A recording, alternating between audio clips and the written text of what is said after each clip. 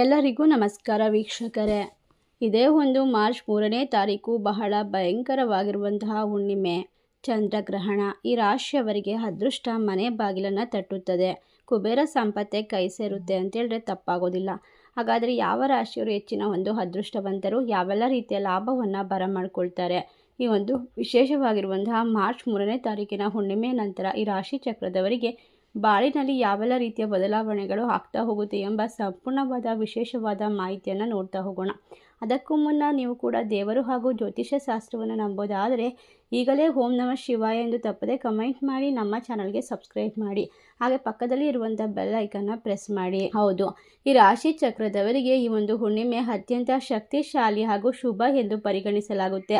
ಈ ರಾಶಿ ಚಕ್ರದವರು ಮಾಡುವಂತಹ ಪ್ರತಿಯೊಂದು ಕಾರ್ಯದಲ್ಲೂ ಕೂಡ ದೇವರ ಅನುಗ್ರಹವನ್ನು ಸಂಪೂರ್ಣವಾಗಿ ಬರಮಾಡ್ಕೊಳ್ತಾರೆ.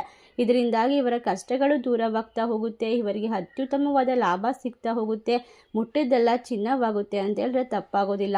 ಎಲ್ಲ ರೀತಿಯ ಕಷ್ಟಗಳಿಂದ ಸಂಪೂರ್ಣವಾಗಿ ಪರಿಹಾರ, ನೆಮ್ಮದಿಯ ಜೀವನ. ಈ ರಾಶಿ ಚಕ್ರದವರು ಇಲ್ಲಿಯವರೆಗೂ ಅನುಭವಿಸಿದಂತಹ ಪ್ರತಿಯೊಂದು ಕಷ್ಟ, ದುಃಖ, ಅವಮಾನ, ಕಣ್ಣೀರುಗಳಿಗೆ ಮುಕ್ತಾಯ ಹೇಳುವಂತಹ ಸಮಯ ಈಗ ಶುರುವಾಗ್ತಾ ಇದೆ.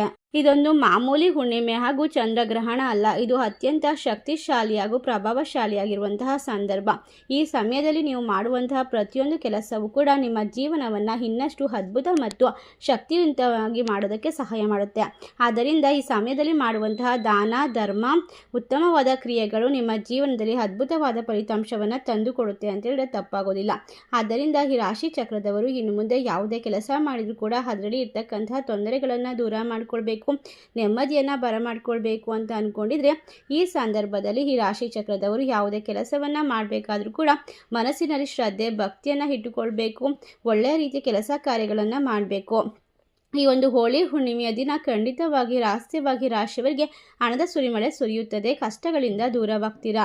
ಒಟ್ಟಾರೆಯಾಗಿ ರಾಶಿ ಚಕ್ರದವರ ಇನ್ನು ಮುಂದೆ ಇರ್ತಕ್ಕಂತಹ ಪ್ರತಿಯೊಂದು ಕಷ್ಟ, ಕಾರ್ಪಣ್ಯ, ಸುಖ, ಶಾಂತಿ, ನೆಮ್ಮದಿಯ ಜೀವನಕ್ಕೆ ಇನ್ನು ಮುಂದೆ ಅದ್ಭುತವಾಗಿರುವಂತಹ ಸಮಯಗಳು ಪ್ರಾಪ್ತಿಯಾಗ್ತಾ ಇರೋದ್ರಿಂದ ಇನ್ನು ಮುಂದಿನ ಹಲವಾರು ವರ್ಷಗಳವರೆಗೂ ಕೂಡ ನಿಮ್ಮ ಜೀವನದಲ್ಲಿ ನೆಮ್ಮದಿಯನ್ನು ಬರಮಾಡ್ಕೊಳ್ತೀರಾ, ಎಲ್ಲ ಕಷ್ಟಗಳಿಂದ ಹೊರಬರ್ತೀರಾ, ಸುಖ, ಶಾಂತಿ, ನೆಮ್ಮದಿಯ ಜೀವನವನ್ನು ಕಂಡುಕೊಳ್ತೀರಾ.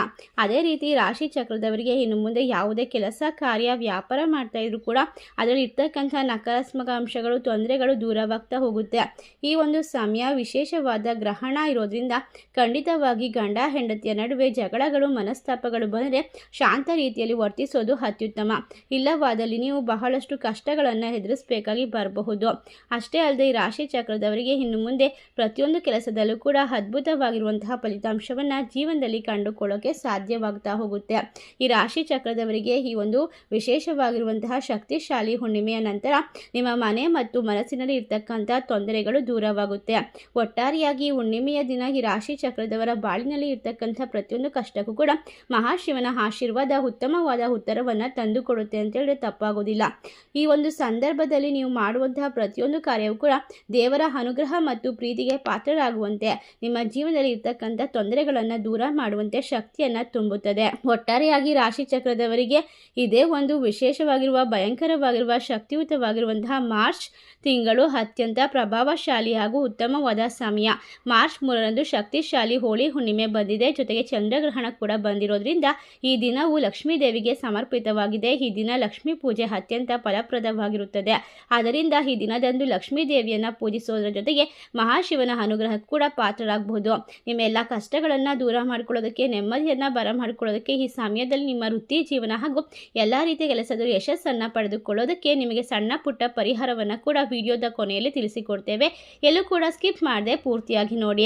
ನಿಮ್ಮ ಜೀವನದಲ್ಲಿ ಹಣದ ಕೊರತೆಯನ್ನು ಎದುರಿಸುತ್ತಿದ್ದರೆ, ಯಾವುದೇ ರೀತಿಯ ಸಾಲದ ಸಮಸ್ಯೆಯಿಂದ ನೊಂದು ಬೆಂದು ಹೋಗಿದ್ರೆ, ಆರೋಗ್ಯದ ಸಮಸ್ಯೆಗಳು ಕೂಡ ಇದ್ದರೆ ಈ ಸಮಯ ನಿಮಗೆ ಅತ್ಯುತ್ತಮವಾಗಿ ವಿಶೇಷವಾದ ಪರಿಹಾರದಿಂದ ನಿಮ್ಮ ಎಲ್ಲ ಸಕಲ ಸಮಸ್ಯೆಗಳನ್ನು ಕೂಡ ದೂರ ಮಾಡಿಕೊಳ್ಬಹುದು.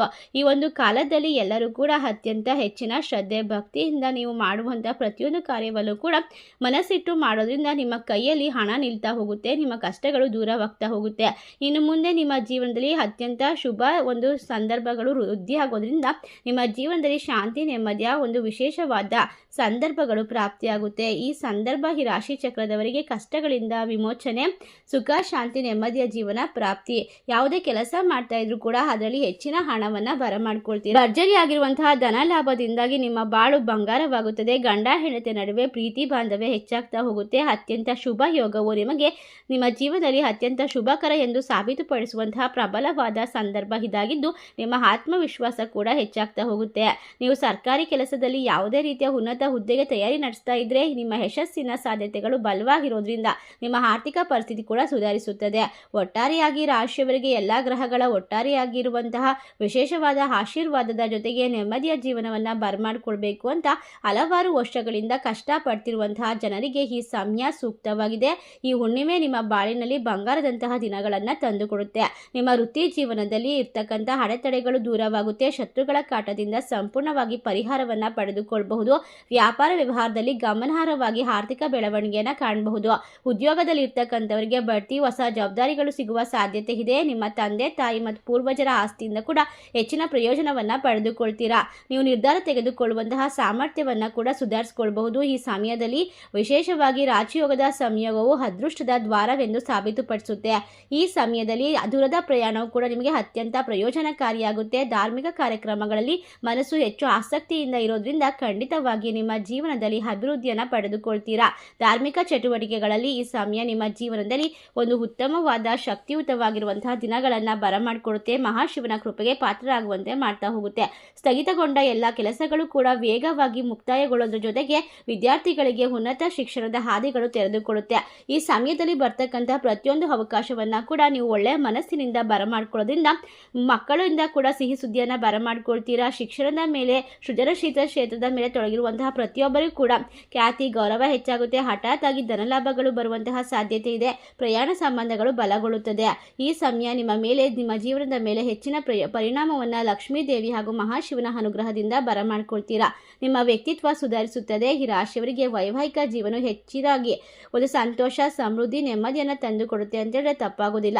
ಇಷ್ಟೆಲ್ಲ ಲಾಭವನ್ನು ಕಂಡುಕೊಂಡು ನೆಮ್ಮದಿಯ ಜೀವನವನ್ನು ಬರಮಾಡಿಕೊಳ್ಳುವಂತಹ ಅದ್ಭುತ ರಾಶಿಗಳು ಯಾವ್ಯಾವುದು ಅಂತ ನೋಡೋದಾದ್ರೆ ವೃಶ್ಚಿಕ ರಾಶಿ, ಸಿಂಹ ರಾಶಿ, ಮೀನ ರಾಶಿ, ಧನಸ್ಸು ರಾಶಿ, ತುಲಾ ರಾಶಿ, ಕುಂಭ ರಾಶಿ, ಮಕರ ರಾಶಿ, ಮೇಷರಾಶಿ. ಈ ರಾಶಿಗಳಲ್ಲಿ ನಿಮ್ಮ ರಾಶಿ ಇದ್ದರೂ ಇಲ್ಲದಿದ್ದರೂ ಭಕ್ತಿಯಿಂದ ಓಂ ನಮಃ ಶಿವಾಯ ಎಂದು ಕಮೆಂಟ್ ಮಾಡಿ. ಈ ದಿನ ಮಾಡಬೇಕಾದ ಸಣ್ಣ ಪರಿಹಾರ ಅಂತಂದ್ರೆ ಲಕ್ಷ್ಮೀ ದೇವಿಯ ಮುಂದೆ ತುಪ್ಪದ ದೀಪಾರಾಧನೆ ಮಾಡಿ ಓಂ ಮಹಾಲಕ್ಷ್ಮೀ ದೇವಿಯೇ ನಮಃ, ಓಂ ಶ್ರೀ ಮಹಾಲಕ್ಷ್ಮೀ ದೇವಿಯೇ ನಮಃ ಈ ಒಂದು ಮಂತ್ರವನ್ನು ಜಪಿಸಬೇಕು. ಕನಕದಾರ ಸ್ತೋತ್ರವನ್ನು ಕೇಳಬೇಕು. ಕಷ್ಟದಲ್ಲಿ ಇರ್ತಕ್ಕಂಥವ್ರಿಗೆ ಸಹಾಯ ಮಾಡಬೇಕು. ಈ ಹುಣ್ಣಿಮೆಯ ದಿನ ನಿಮ್ಮ ಮನೆ ಹತ್ತಿರ ಇರುವಂತಹ ದುರ್ಗಾ ಮಾತೆಯ ದೇವಸ್ಥಾನಕ್ಕೆ ಹೋಗಿ ಪೂಜೆಯನ್ನು ಮಾಡಿಕೊಂಡು ಬರೋದ್ರಿಂದ 5 ನಿಮಿಷಗಳ ಧ್ಯಾನ ಮಾಡಿ ನಿಮ್ಮ ಮನಸ್ಸಿನ ಆಸೆಗಳನ್ನು ಹೇಳ್ಕೊಂಡು ಬರೋದ್ರಿಂದ ಖಂಡಿತವಾಗಿ ನಿಮ್ಮ ಮನಸ್ಸಿನ ಕೋರಿಕೆಗಳು ಶೀಘ್ರವಾಗಿ ಫಲ ಕೊಡುತ್ತೆ. ನಿಮ್ಮ ಎಲ್ಲ ಕಷ್ಟಗಳಿಂದ ಪರಿಹಾರ ಸುಲಭವಾಗಿ ಸಿಕ್ಕಿಬಿಡುತ್ತೆ. ಇಷ್ಟೆಲ್ಲ ಲಾಭ ಅದೃಷ್ಟವನ್ನು ಪಡೆದುಕೊಳ್ಳುವ ರಾಶಿಗಳಲ್ಲಿ ನಿಮ್ಮ ರಾಶಿ ಇದ್ದರೂ ಇಲ್ಲದಿದ್ದರೂ ಭಕ್ತಿಯಿಂದ ಓಂ ನಮಃ ಶಿವಾಯ ಎಂದು ತಪ್ಪದೆ ಕಮೆಂಟ್ ಮಾಡಿ. ನಮ್ಮ ಚಾನಲ್ಗೆ ಸಬ್ಸ್ಕ್ರೈಬ್ ಮಾಡಿ. ಧನ್ಯವಾದಗಳು.